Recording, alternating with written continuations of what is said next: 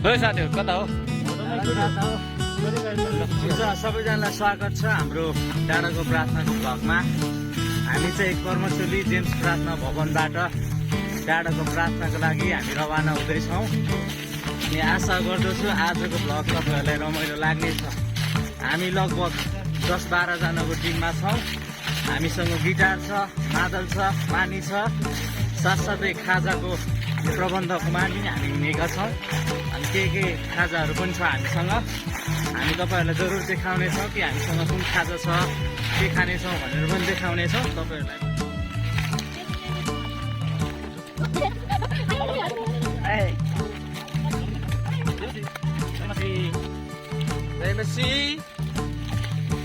We are going to hill prayer. नमस्कार।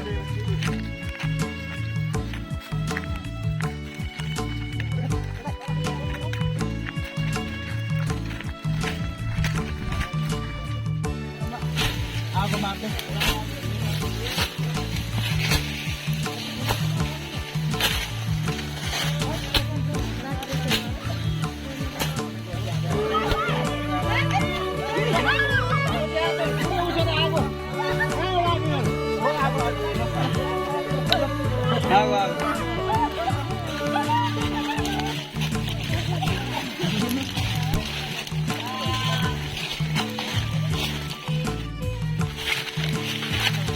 तपाईँ सबैजनालाई जय मसीह। हाम्रो अघि यो भ्लगको स्वागत चाहिँ हाम्रो थमसले गरिसक्नु भएको थियो।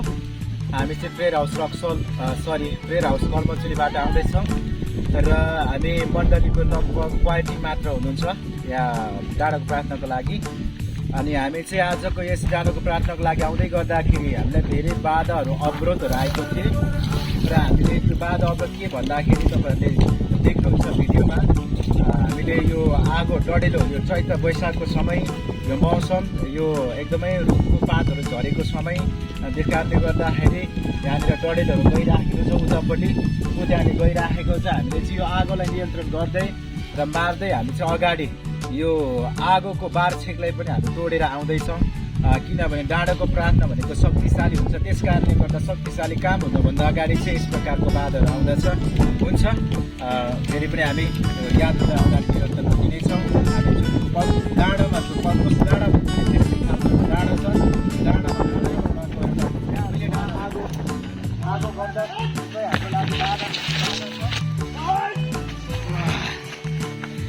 आगो देख्न सक्नुहुनेछ। यसरी नै हामी अहिलेको यात्रामा तपाईँहरूलाई कस्तो सङ्घर्ष अनि दुःख कस्तो भइरहेछ?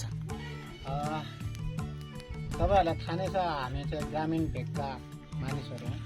हाम्रो चर्च चाहिँ ग्रामीण भेगमै छ, गाउँ साइडमा छ। हामी चाहिँ अहिले डाँडाको प्रार्थनामा आएका छौँ। जङ्गलको बाटो भएर एकदमै उबड अनि खाबड बाटोहरू छ। अनि त्यसका साथसाथै चाहिँ जङ्गलमा चाहिँ डढेलो पनि लागेको रहेछ। तपाईँहरूले देखिहाल्नुभयो, भिडियोमा पनि देख्न सक्नुहुन्छ। हाम्रो साथमा चाहिँ सानादेखि ठुला हाम्रा सबै भाइ बहिनीहरू साथमा आउनु भएको छ। पक्कै पनि यात्रा चाहिँ गाह्रो भयो।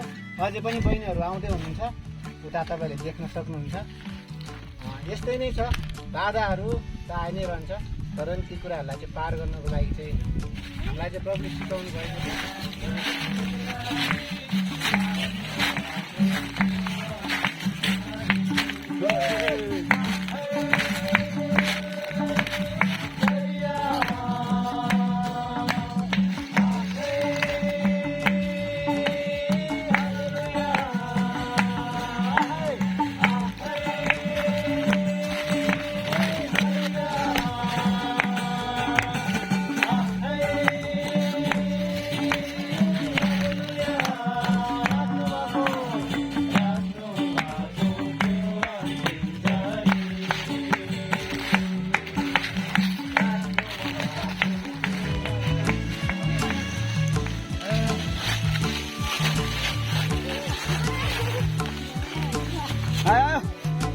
तिमीले भने तल खोल्चिम पुगिदिएको थियो।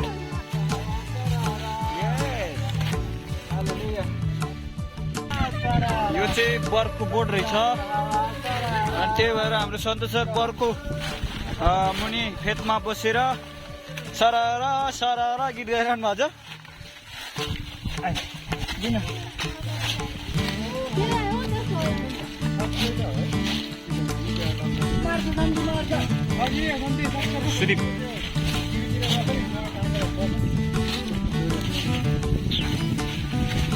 सरी यो चाहिँ नहाल्नु ल केही हुँदैन। अब हामी लगभग डाँडामा आइपुग्यो। यो चाहिँ स्टेप डाँडा रे अनि हाम्रो त्यो डाँडा चाहिँ फर्स्ट डाँडा रे है। अनि यो डाँडामा चाहिँ हामी आज जान सकेन, त्यही भएर कारणले गर्दाखेरि हामी स्टेप डाँडामा आइपुगेका छौँ। लगभग हामी यहाँ स्टेप डाँडामा आइपुगेका छौँ। ल सबैजना भेला भइसकेको छ अहिले।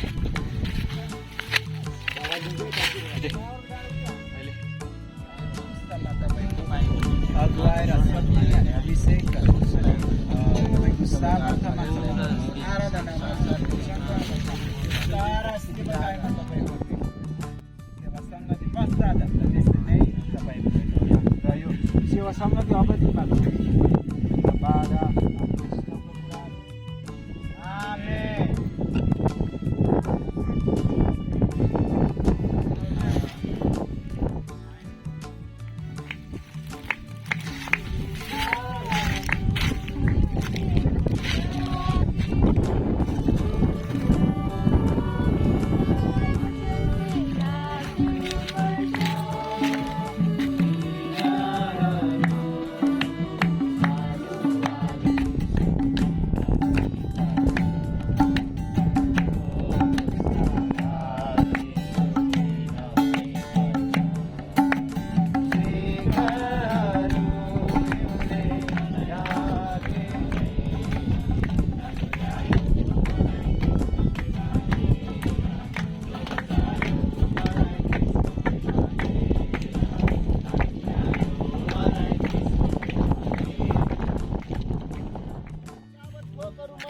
प्रभु मानिस जातिलाई तपाईँले बुद्धि अनि ज्ञानले भरिपूर्ण बनाउनु भयो। विवेकशील प्राणी तपाईँले घोषणा गर्नुभयो अनि अनेक ती कुराहरूमाथि प्रभु तपाईँले हामीलाई अधिकार दिनुभयो। यी सबै कुराहरूको लागि तपाईँलाई महिमा होस्, महिमा होस्, महिमा होस् प्रभु। यो मौका यो अवसर तपाईँले हामीहरू सबैलाई दिनुभयो, एकदम राम्रो। अनि हाम्रो यो एरियालाई समुदायलाई तपाईँले जोड्न सक्नुहुन्छ। यो समयमा लुकाको पुस्तक 22 अध्याय 39 पदलाई अनि पढ्नुहोस् 40लाई र 41लाई। तिमीहरू प्रार्थना गरिरहौ र परीक्षामा नपर। 40लाई पढ्नुहोस्। प्रार्थना गर्नुभयो। आमेन। प्रभुलाई महिमा होस्। म तपाईँहरूलाई यसको व्याख्या हामीले लियो भने धेरै आउन सक्छ, तर म तपाईँहरूले स्पष्ट रूपमा के भन्न चाहन्छु भन्दाखेरि चाहिँ येशू ख्रीष्टले पनि डाँडामा प्रार्थना गर्नुहुन्थ्यो। आमेन। अनि यहाँ चाहिँ येशू ख्रीष्टले एकचोटि भनेर लेखिएको छैन, हिजो भनेर भनिएको छैन, आउने दिनमा भनेर भनिएको छैन। यहाँ लेखिएको छ सदा चाहिँ। आमेन। सदा चाहिँको मतलब चाहिँ यो हुन्छ हिजो पनि आज पनि र उहाँले गर्नुहुनेछ है। सदा चाहिँ अलवेज सधैँ चाहिँ उहाँले चाहिँ डाँडाको प्रार्थनामा चाहिँ जैतुन डाँडामा गएर उहाँले प्रार्थना गर्नुहुन्थ्यो। म तपाईँहरूलाई भन्न चाहन्छु डाँडाको प्रार्थना चाहिँ धेरै प्रभावकारी प्रार्थना। हालेलुया। धेरै प्रभावकारी प्रार्थना हो। तपाईँ हेर्नुहोस् मसाले जब व्यवस्थालाई प्राप्त गर्नु थियो, परमेश्वरले मसालाई चाहिँ सिनै पर्वतमा बोलाउनु भयो, जुन चाहिँ उच्च स्थानमा थियो, शान्त ठाउँमा चाहिँ परमेश्वरले मसालाई बोलाउनु भयो। त्यस ठाउँमा परमेश्वरले आफ्नो व्यवस्था चाहिँ मसालाई दिएको छ है।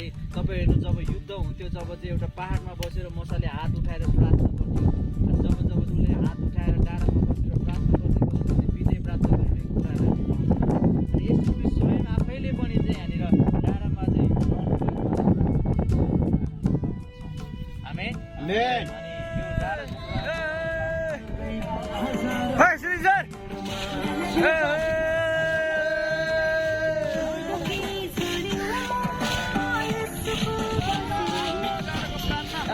अब चाहिँ हामी फर्किँदै गरेको।